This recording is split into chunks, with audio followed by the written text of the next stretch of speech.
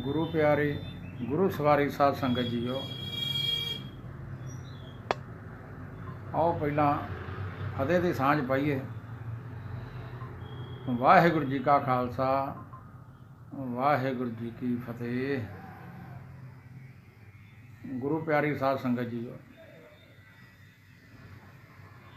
आप जी ने जे इस चैनल को नहीं सबसक्राइब किया तो अपना चैनल को जरूर सबसक्राइब करो। जिन्हों ने किया उन्होंने बहुत बहुत धन्यवाद। लाइक करो तो चंगा लगे तो शेयर जरूर करो।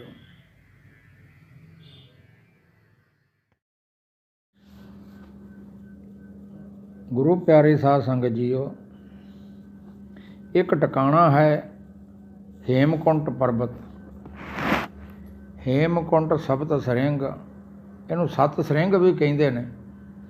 सैकड़े चोटियां ने पर विशेष हैं सत जो सोभ रही ने। सत्ते ही बर्फ के टकाओ नाल मानो चांदी के कलश बन रही हैं। अमृत वेले का चंद्रमा लोप हो रहा है, सवेरा आ रहा है, पौ फटाला हो गया तो आकाश अज निर्मल है। पुरे वल लाली फिर गई, इस लाली का अक्ष बर्फ दीयां चोटियां ते पै रहा है। सूरज की टिक्की सारी बाहर निकल आई, जो हुण उच्ची हो के आई है। सभे चोटियां सोने वांगू चमक पईयां। उधरों सूरज के छुआं, इधरों इन्हां पर पैंदे सूरज के सवावां दा एक दूजे तो आपस दे विच परतवां शर्तवां लिशकार दे के पैना एक दर्शन है जो सोने की चमक का नज़ारा अखां अगे बन दिंदा है। बर्फानी चोटियां के हेठां विचकाए जे एक निवाण है, जो एक पद्धरा जिहा थां है। ये थां दे विच एक पानी का डल है, पानी की झील है। कादर दीयां कुदरतां बर्फां दे घर विच तक्को के पानी का डल खड़ा है, जिस विचों एक छोटी जी रौ निकल के कई मील हेठां जाके अलकनंदा विच जा मिलती है। ते अचरज वेखो, बर्फां दे घर विच इस डल का पानी खलोता नहीं, सगों विचों निकल के वगदा है। ते बर्फ जिन्ना ठंडा भी नहीं। की जाणीए हेठां कोई गर्म चश्मा है जो पानी नूं बर्फ नालों कोई निगाह रखता है। इस बर्फानी थावों पानी के कई होर झरने हैं। इसे गुफा के भी कई टिकाणे जे हैं। पुरातन समियां विच तप करन वाले तपी इत्थे आके बहिंदे सन, इत्थे रहिंदे। इस थां ते पई बर्फ गर्मी बर्दाश्त, बरसात विच पग्गड़ तुरदी है। कई तरह के फुल खिड़ते हैं। तपी लोग सियाले हेठां पांडुकेश्वर तो होर नेड़े तेड़े दे थाई रहिंदे सन ते हनाल बरसात इस वादी विच तप करते हुंदे सन। पहाड़ियां दे सरिंगां ते सियाल हनाल चढ़ते सूरज की लाली कुछ ऐसी परतवीं पैंदी है कि लाली का जलवा सारियां नूं ही परो लैंदा है।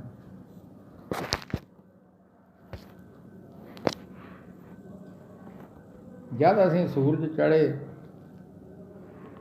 आए पर की वेखते हाँ, एक गुफा के अंदर एक लम्मी पतली ढील के तपस्वी नेत्र मुंद के समाधि विच बैठे हैं। शरीर उत्ते ना मात्र मास है कि सूक्ष्म जिहा पिंजर जापदा है। उपर पोचा मात्र त्वचा है, पर क्रांति विच इस हालत विच भी आभा है अते बल वाला तेज है। बड़ा उग्र तप कीता है, सोच मंडल लंघ गए हैं, लिव लीन रहिंदे हैं, पर अजे उसके रूप विच दवाए ते एक रूप वाले रंग लीन होना लोचते हैं। जिसने अपने अरूप रूप विचों उन्हां नूं रूपवान करके पहला बख्शिश करके ते फिर किसी हुक्मी चोज विच तप करन लाया सी। देखो आसमानां दीयां हवावां दे अखबरे जुड़ जुड़ के फिर इकट्ठे हो रहे हैं ते सूरज फिर गुम हो गया। पत्थर पहाड़ सब एकाग्र हैं, आवाज़ तक नहीं है।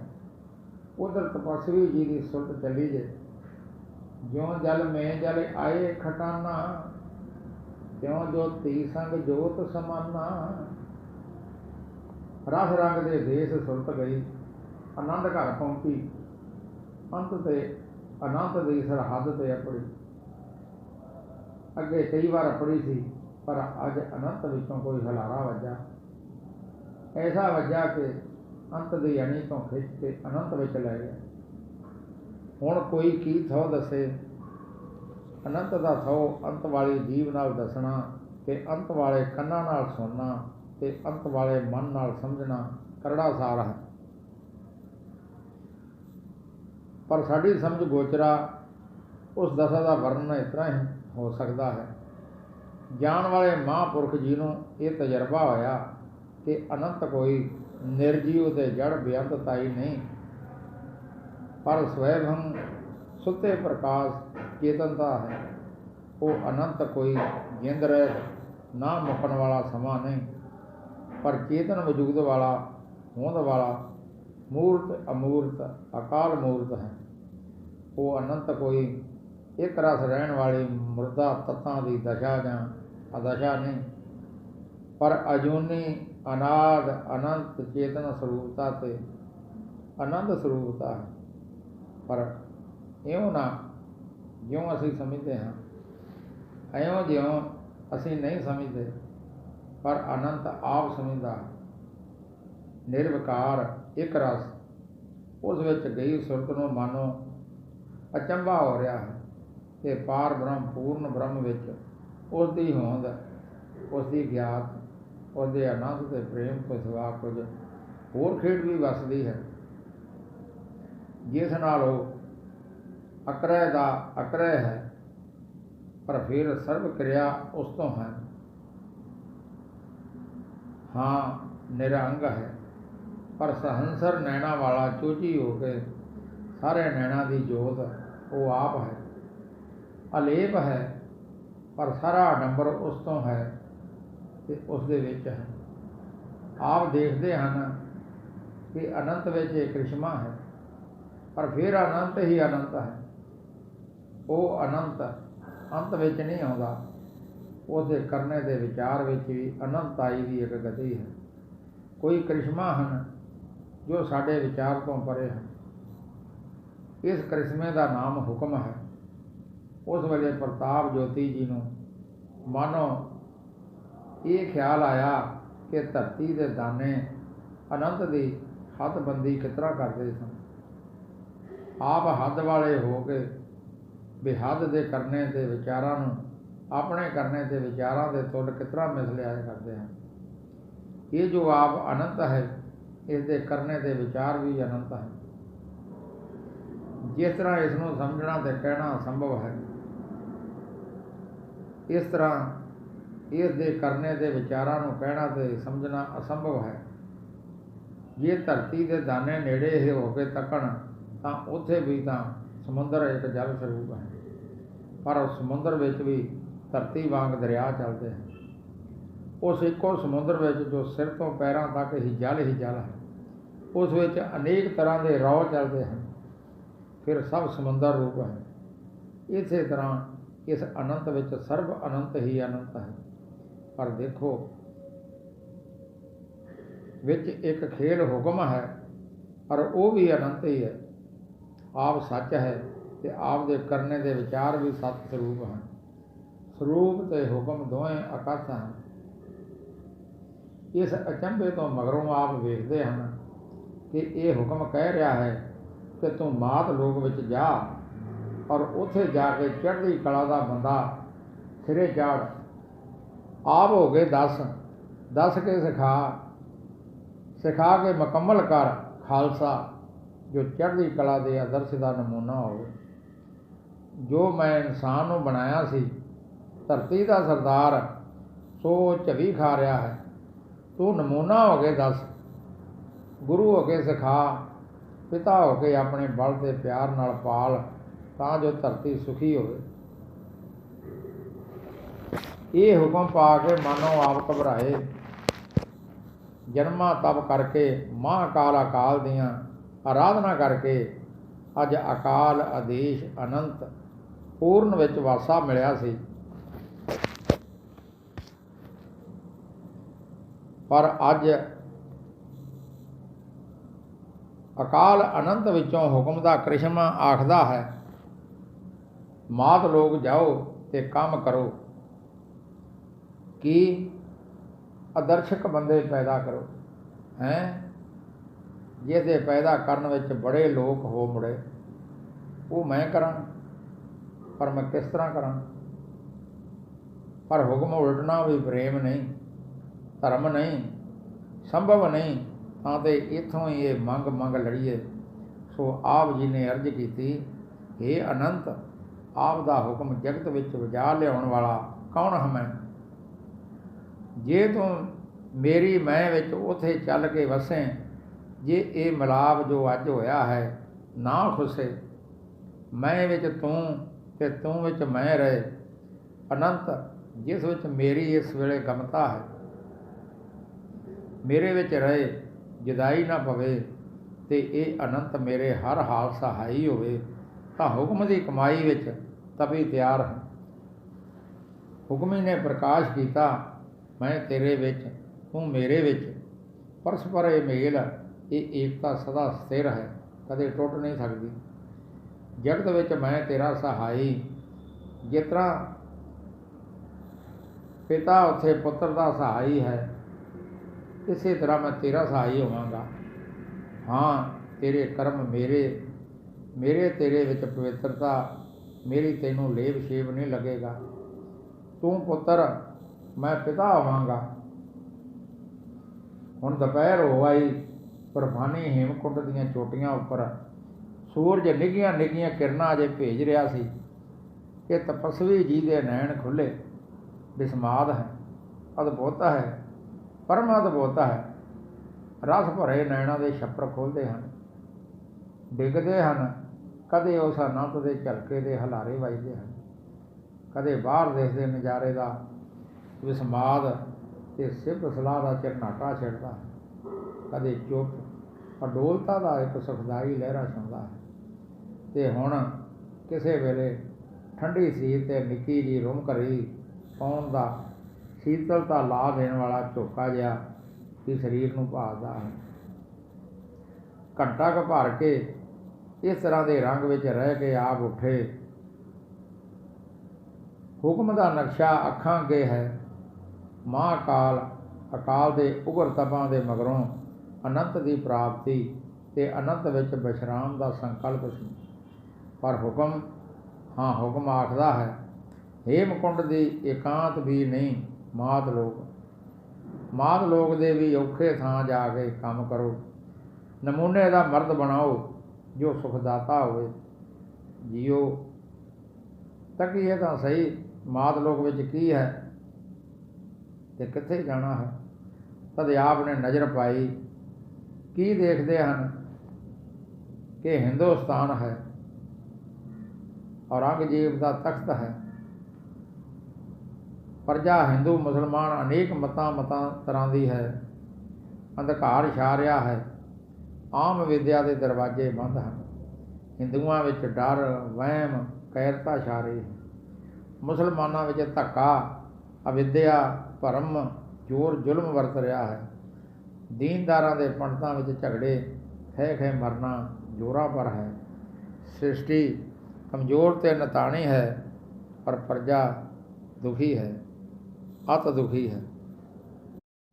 ਔਰੰਗਜ਼ੇਬ ਦਰਬਾਰ ਵਿੱਚ ਬੈਠਾ ਹੈ, ਪਿਓ ਨੂੰ ਕੈਦ ਪਾਇਆ ਹੈ।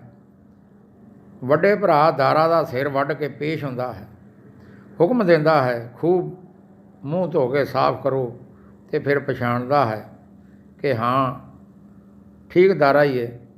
ਦਿਲ ਵਿੱਚ ਠੰਡ ਪੈਂਦੀ ਹੈ, ਫਿਰ ਅੱਖਾਂ ਵਿੱਚ ਹੰਝੂ ਭਰਦਾ ਹੈ। ਇੱਕੋ ਪਿਓ ਦੇ ਪੁੱਤਰ ਇਕੱਠੇ ਖੇਡੇ ਪਲੇ ਸੀ।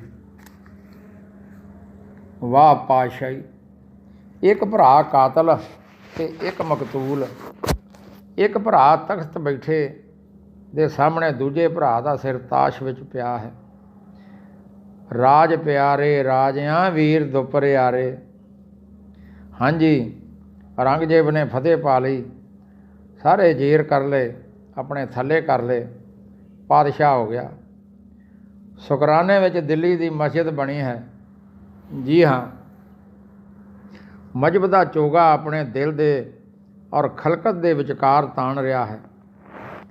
ਉਸ ਕਾਮਯਾਬੀ ਲਈ ਜੋ ਆਪਣੀ ਬਦੀ ਨਾਲ ਉਸ ਨੂੰ ਹੋਈ ਹੈ, ਉਹ ਰੱਬ ਦਾ ਸ਼ੁਕਰ ਕਰ ਰਿਹਾ ਹੈ। ਉੱਧਰ ਭਰਾ ਅਤੇ ਰਿਸ਼ਤੇਦਾਰ ਕਤਲ ਕੀਤੇ ਜਾ ਰਹੇ ਨੇ, ਇੱਧਰ ਮਸਜਿਦ ਉਸਾਰੀ ਜਾ ਰਹੀ ਹੈ। ਰੱਬ ਦਾ ਸ਼ੁਕਰੀਆ ਹੈ। ਹਿੰਦ ਦਾ ਪਾਤਸ਼ਾਹ ਫਕੀਰੀ ਲਿਬਾਸ ਵਿੱਚ ਮਸੀਤੇ ਆਉਂਦਾ ਹੈ ਅਤੇ ਇਮਾਮ ਦਾ ਕੰਮ ਕਰਦਾ ਹੈ, ਪਰ ਹਾਂ, ਇੱਕ ਪਾਸੇ ਉਸ ਦਾ ਹੱਥ ਦਬਾਅ ਵਿੱਚ ਖੁਦਾ ਵੱਲ ਉੱਠ ਰਿਹਾ ਹੈ, ਦੂਜੇ ਪਾਸੇ ਉਸ ਦਾ ਦੂਸਰਾ ਹੱਥ ਆਪਣੇ ਰਿਸ਼ਤੇਦਾਰਾਂ ਦੇ ਕਤਲਨਾਮਿਆਂ 'ਤੇ ਦਸਤਖਤ ਕਰ ਰਿਹਾ ਹੈ। ਇਹ ਰਿਆਕਾਰ ਪਾਤਸ਼ਾਹ ਬਾਜੇ ਬਾਜੇ ਦੰਭੀ ਫਕੀਰਾਂ ਦਾ ਚੰਗਾ ਸਾਥੀ ਬਣਦਾ ਹੈ। ਦਰਬਾਰ ਲੱਗਾ ਹੈ। ਸੁਲੇਮਾਨ ਔਰੰਗਜ਼ੇਬ ਦੇ ਪੇਸ਼ ਹੁੰਦਾ ਹੈ, ਅਰਜ਼ ਕਰਦਾ ਹੈ, ਮੈਨੂੰ ਦਵਾਈਆਂ ਪਿਲਾ ਕੇ ਖੁਆਰ ਕਰਨ ਦੀ ਥਾਂ ਇੱਕਦਮ ਮਾਰ ਦਿੱਤਾ ਜਾਵੇ। ਸਭ ਦਰਬਾਰੀ ਰੋਂਦੇ ਹਨ। ਔਰੰਗਜ਼ੇਬ ਤਰਸ ਕਰਦਾ ਹੈ ਅਤੇ ਇਕਰਾਰ ਕਰਦਾ ਹੈ ਕਿ ਤੂੰ ਸਲਾਮਤ ਅਤੇ ਖੁਸ਼ਹਾਲ ਰਹੇਗਾ। ਦਰਬਾਰ ਵਿੱਚ ਇੱਕ ਪਰਦੇਸੀ ਬਰਨੀਅਰ ਵੀ ਬੈਠਾ ਸੀ। ਉਹਦੇ ਸਾਹਮਣੇ ਬਚਨ ਹੁੰਦੇ ਹਨ, ਪਰ ਔਰੰਗਜ਼ੇਬ ਦਾ ਬਚਨ ਟੁੱਟਦਾ ਹੈ। ਸੁਲੇਮਾਨ, ਉਸਦਾ ਭਾਈ ਅਤੇ ਮੁਰਾਦ ਦਾ ਛੋਟਾ ਲੜਕਾ, ਤਿੰਨੇ ਗਵਾਲੀਅਰ ਵਿੱਚ ਥੋੜ੍ਹੇ ਚਿਰ ਬਾਅਦ ਮਾਰ ਦਿੱਤੇ ਜਾਂਦੇ ਹਨ। ਔਰੰਗਜ਼ੇਬ ਨੂੰ ਸੂਕੜਾ ਚੜ੍ਹਦਾ ਹੈ ਕਿ ਭਾਵੇਂ ਮੇਰੇ ਭਰਾ ਮੁਰਾਦ ਨੇ ਜੁਰਮ ਕੋਈ ਨਹੀਂ ਕੀਤਾ, ਪਰ ਉਸਦਾ ਜਿਉਣਾ ਚੰਗਾ ਨਹੀਂ। ਇੱਕ ਆਦਮੀ ਗੁਜਰਾਤ ਤੋਂ ਮੰਗਵਾਇਆ ਜਾਂਦਾ ਹੈ। ਉਹ ਆ ਕੇ ਅਰਜ਼ੀ ਪਾਉਂਦਾ ਹੈ ਕਿ ਸ਼ਹਿਜ਼ਾਦਾ ਮੁਰਾਦ ਨੇ ਜਦੋਂ ਉਹ ਗੁਜਰਾਤ ਦਾ ਸੂਬੇਦਾਰ ਸੀ, ਮੇਰੇ ਪਿਓ ਨੂੰ ਮਰਵਾ ਦਿੱਤਾ। ਤਦੋਂ ਨਾਮ ਮਾਤਰ ਮੁਕੱਦਮਾ ਕਰਕੇ ਮੁਰਾਦ ਆਪਣੇ ਕੈਦਖਾਨੇ ਵਿੱਚ ਕਤਲ ਕਰਵਾ ਦਿੱਤਾ ਜਾਂਦਾ ਹੈ। ਔਰੰਗਜ਼ੇਬ ਦੇ ਹੁਕਮ ਨਾਲ ਹਿੰਦੂਆਂ ਦੇ ਜਜ਼ੀਆ ਲੱਗ ਰਿਹਾ ਹੈ। ਹੁਕਮ ਹੋ ਰਿਹਾ ਹੈ ਪਰਵਿਸ਼ਟੇ ਸੰਮਤ ਨਾ ਵਰਤਿਆ ਜਾਵੇ। ਇਹ ਸੂਰਜ ਉਪਾਸਕਾਂ ਦਾ ਤਰੀਕਾ ਹੈ, ਸੋ ਚੰਦਰਮਾ ਵਾਲਾ ਸੰਮਤ ਸ਼ੁਰੂ ਹੋਇਆ। ਭਾਵੇਂ ਇਸ ਵਿੱਚ ਕਿੰਨੇ ਨੁਕਸ ਸਨ। ਬੁੱਤ ਪ੍ਰਸਤੀ ਦੇ ਤਿਉਹਾਰ ਹੁਕਮਨ ਬੰਦ ਕੀਤੇ ਸਨ। ਇਹਨਾਂ ਨੂੰ ਜ਼ਰਾ ਦਿਖਾਵੇ ਨਾਲ ਮਨਾਇਆ ਜਾਂਦਾ ਸੀ। ਹਿੰਦੂ ਤਿਉਹਾਰਾਂ ਵਿੱਚ ਮੇਲੇ ਬੰਦ ਕੀਤੇ ਗਏ। ਸੜਕਾਂ ਦੇ ਮਹਿਸੂਲ ਵਧਾ ਦਿੱਤੇ। ਰਾਗ, ਨਾਚ, ਭੰਡ ਅਤੇ ਮਹਿਲਾਂ ਦੇ ਕਵਈਏ ਰਾਗੀ ਸਭ ਦੇ ਵਿਰੁੱਧ ਹੁਕਮ ਹੋ ਗਿਆ। ਕਵੀ ਅਤੇ ਜੋਤਸ਼ੀ ਮੌਕੂਫ ਕੀਤੇ ਗਏ। ਕਵਿਤਾ ਰਚਣੀ ਜਾਂ ਪੜ੍ਹਨੀ ਬੰਦ ਕੀਤੀ ਗਈ। ਇਤਿਹਾਸ ਲਿਖਣ ਦੀ ਮਨਾਹੀ ਕਰ ਦਿੱਤੀ ਗਈ। ਮੁਕੱਦਮੇ ਮੁਸਲਮਾਨੀ ਸ਼ਰ੍ਹਾ ਅਨੁਸਾਰ ਕਰੋ। ਇਸ ਤਰ੍ਹਾਂ ਦੇ ਹੁਕਮ ਦੇ ਰਿਹਾ ਹੈ। ਹਾਂ, ਔਰੰਗਜ਼ੇਬ ਫਰਮਾਨ ਜਾਰੀ ਕਰ ਰਿਹਾ ਹੈ ਕਿ ਹਿੰਦੂਆਂ ਨੂੰ ਸਰਕਾਰੀ ਅਹੁਦੇ ਨਾ ਦਿਓ, ਸਭ ਦੇ ਉੱਤੇ ਮੁਸਲਮਾਨ ਰੱਖੋ। ਔਰੰਗਜ਼ੇਬ ਮਸੀਤੇ ਜਾ ਰਿਹਾ ਹੈ। ਹਿੰਦੂ ਬਾਜ਼ਾਰਾਂ ਵਿੱਚ ਅਰਜ਼ ਕਰਨ ਲਈ ਖੜ੍ਹੇ ਹਨ ਕਿ ਜਜ਼ੀਆ ਮਾਫ ਕੀਤਾ ਜਾਵੇ। ਬਾਜ਼ਾਰ ਭਰੇ ਪਏ ਹਨ, ਰਸਤਾ ਨਹੀਂ ਹੁੰਦਾ। ਹੁਕਮ ਹੁੰਦਾ ਹੈ ਕੂਚ। ਹਾਥੀ ਦੇ ਘੋੜੇ ਦੌੜ ਪੈਂਦੇ ਹਨ ਅਤੇ ਖਲਕਤ ਨੂੰ ਕੁਚਲਦੇ ਲੰਘ ਜਾਂਦੇ ਹਨ। ਪਾਤਸ਼ਾਹ ਨੂੰ ਦੀਨ ਦਾ ਹੱਟ ਪੈ ਗਿਆ ਹੈ। ਨਾ ਨਿਰਾ ਹਿੰਦੂਆਂ ਦੇ ਉਲਟ, ਸਗੋਂ ਸ਼ਈਆ ਮੁਸਲਮਾਨ ਅਤੇ ਸੂਫੀਆਂ ਦੇ ਉਲਟ ਵੀ। ਕੋਮਲ ਹੁਨਰਾਂ ਦੀ ਸਫਾਈ ਲਈ ਪਾਤਸ਼ਾਹ ਨੇ ਲੱਠ ਫੜ ਲਈ, ਔਰ ਵਿੱਦਿਆ ਦੇ ਆਮ ਪ੍ਰਚਾਰ ਦਾ ਕੋਈ ਵਸੀਲਾ ਨਹੀਂ। ਇਹ ਹੁੰਦਾ ਹੀ ਹੈ ਜਦੋਂ ਕੋਈ ਪਾਤਸ਼ਾਹ ਇੱਕ ਫਲ ਜਬਰਨ ਤੋੜੇ ਤਾਂ ਉਸਦੀ ਸੈਨਾ ਬਾਗਾਂ ਦੇ ਬਾਗ ਉਜਾੜ ਦਿੰਦੀ ਹੈ। ਜਦੋਂ ਪਾਤਸ਼ਾਹ ਨੇ ਹਿੰਦੂਆਂ ਦੇ ਵੱਡੇ ਵੱਡੇ ਮੰਦਰ ਗਿਰਾ ਕੇ ਮਸਜਿਦਾਂ ਬਣਾ ਦਿੱਤੀਆਂ ਤਾਂ ਸੂਬਿਆਂ ਦੇ ਛੋਟੇ ਅਫਸਰਾਂ ਦੇ ਇਲਾਕਿਆਂ ਵਿੱਚ ਵਰਤੇ ਅਨਿਆਂ ਦਾ ਅੰਦਾਜ਼ਾ ਕਿਸ ਤਰ੍ਹਾਂ ਹੋ ਸਕਦਾ ਹੈ। ਗੱਲ ਕੀ, ਇਸ ਤਰ੍ਹਾਂ ਜੋ ਕੁਛ ਵੀ ਦੇਸ਼ ਵਿੱਚ ਵਰਤ ਰਿਹਾ ਸੀ ਅਤੇ ਵਰਤਣ ਵਾਲਾ ਸੀ, ਉਹ ਸਾਰਾ ਤਪਸਵੀ ਜੀ ਨੇ ਵੇਖ ਲਿਆ। ਇਹਨਾਂ ਨੇ ਤੱਕ ਲਿਆ ਕਿ ਇੱਕ ਪਾਸੇ ਤਾਂ ਤ੍ਰਿਸ਼ਨਾਲੂ ਮਨਾਂ ਨੂੰ ਵੈਰ ਅਤੇ ਅਵਿਦਿਆ ਨੇ ਨਕਾਰੇ ਦੇ ਕਾਇਰ ਕਰ ਦਿੱਤਾ ਹੈ, ਦੂਜੇ ਪਾਸੇ ਤ੍ਰਿਸ਼ਨਾ ਨੇ ਲੋਕਾਂ ਨੂੰ ਨਿਰਦਈ ਅਤੇ ਧੱਕੇਖੋਰ ਬਣਾ ਦਿੱਤਾ ਹੈ। ਰੱਬ ਦਾ ਮਨੁੱਖ ਜਾਂ ਬੰਦਾ ਜਾਂ ਆਦਰਸ਼ਕ ਆਦਮੀ ਕੋਈ ਦਿਸਦਾ ਹੀ ਨਹੀਂ ਹੈ। ਇੱਕ ਆਮ ਆਦਮੀ ਦਾ ਨਮੂਨਾ ਜਾਂ ਵਾਹਿਗੁਰੂ ਵਾਂਛਿਤ ਨਮੂਨੇ ਦਾ ਆਦਮੀ ਜਾਂ ਐਸਾ ਨਮੂਨਾ ਜੈਸਾ ਇਨਸਾਨ ਕੇ ਕਾਦਰਤ ਦੀ ਕੁਦਰਤ ਚਾਹੁੰਦੀ ਹੈ, ਬਣਾ ਕੇ ਦਿਖਾਉਣਾ ਇਹ ਬਹੁਤ ਕਠਿਨ ਕੰਮ ਸੀ। ਸੋ ਤਪਸਵੀ ਜੀ ਨੇ ਆਪਣੇ ਅੱਗੇ ਡਿੱਠਾ ਪਰਜਾਂ ਦੇ ਦਿਲਾਂ ਦਾ ਨਕਸ਼ਾ, ਕਮਜ਼ੋਰੀ, ਗਿਰਾਓ, ਪਾਤਸ਼ਾਹਾਂ ਦੇ ਦਿਲਾਂ ਦਾ ਨਕਸ਼ਾ, ਤੰਗਦਿਲੀ, ਸਖਤੀ, ਧੱਕਾ, ਭੈ ਦੇਣਾ ਅਤੇ ਜਲਣਾ ਭੁੱਜਣਾ, ਇਹ ਸਭ ਕੁਝ ਡਿੱਠਾ। ਆਪ ਸੋਚੇ ਹੀ ਪੈ ਗਏ ਕਿ ਅਨੰਤ ਦੀ ਪ੍ਰਾਪਤੀ, ਪਰ ਸਾਡੇ ਹਿੱਸੇ ਕਿਤਨਾ ਕਠਿਨ ਕੰਮ ਆ ਗਿਆ ਹੈ। ਪਰ ਹੁਕਮ ਦਾ ਉਤਸ਼ਾਹ ਆਪ ਨੂੰ ਤਿਆਰੇ ਵਿੱਚ ਲਾ ਰਿਹਾ ਹੈ। ਸੁਰਤ ਅਨੰਤ ਦੇ ਚਰਨਾਂ ਵਿੱਚ ਖੋਬ ਰੱਖੀ ਹੈ ਅਤੇ ਬਲ ਦਾ ਤੇਜ ਜੋ ਆਪ ਵਿੱਚ ਹੈ ਆਪ ਨੂੰ ਕਿਸੇ ਸੰਕੋਚ ਜਾਂ ਭੈ ਵਿੱਚ ਨਹੀਂ ਪਾ ਰਿਹਾ। ਇਹ ਹੈ ਹੁਕਮ ਵਿੱਚ ਹਉਮੈ ਤੋਂ ਅਤੀਤ ਤਾਈਂ। ਸੋ ਸਾਧ ਸੰਗਤ ਜੀ, ਬਾਕੀ ਕੁਛ ਆਪਾਂ ਅਗਲੇ ਵੀਡੀਓ 'ਚ ਪਾਵਾਂਗੇ। ਗੁਰੂ ਪਿਆਰੀ ਸੰਗਤ ਜੀਓ, ਇਹ ਸੀ ਉਹ ਨਕਸ਼ਾ ਜਿਹੜਾ ਧੰਨ ਧੰਨ ਸ੍ਰੀ ਗੁਰੂ ਗੋਬਿੰਦ ਸਿੰਘ ਜੀ ਮਹਾਰਾਜ ਆਪਣੇ ਇਸ ਜਾਮੇ ਤੋਂ ਪਹਿਲਾਂ ਜਦੋਂ ਹੇਮਕੁੰਟ ਸਾਹਿਬ ਵਿਖੇ ਤਪੱਸਿਆ ਕਰ ਰਹੇ ਸਨ, ਉਹਨਾਂ ਦੀ ਸੁਰਤ ਇੰਨੀ ਉੱਚੀ ਉਸ ਅਨੰਤ ਤੱਕ ਪਹੁੰਚ ਗਈ ਅਤੇ ਉੱਥੇ ਜਾ ਕੇ ਉਸ ਪ੍ਰਭੂ ਪਰਮੇਸ਼ਰ ਅਨੰਤ ਨੇ ਆਪ ਜੀ ਨੂੰ ਫਿਰ ਧਰਤੀ 'ਤੇ ਭੇਜਣ ਦਾ ਇਹ ਹੁਕਮ ਕੀਤਾ।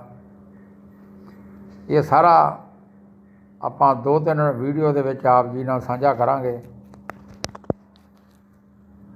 ਸੋ ਇੰਨੀਆਂ ਕੁ ਬੇਨਤੀਆਂ ਪ੍ਰਵਾਨ, ਭੁੱਲ ਚੁੱਕ ਦੀ ਮਾਫੀ। ਵਾਹਿਗੁਰੂ ਜੀ ਕਾ ਖਾਲਸਾ, ਵਾਹਿਗੁਰੂ ਜੀ ਕੀ ਫਤਿਹ।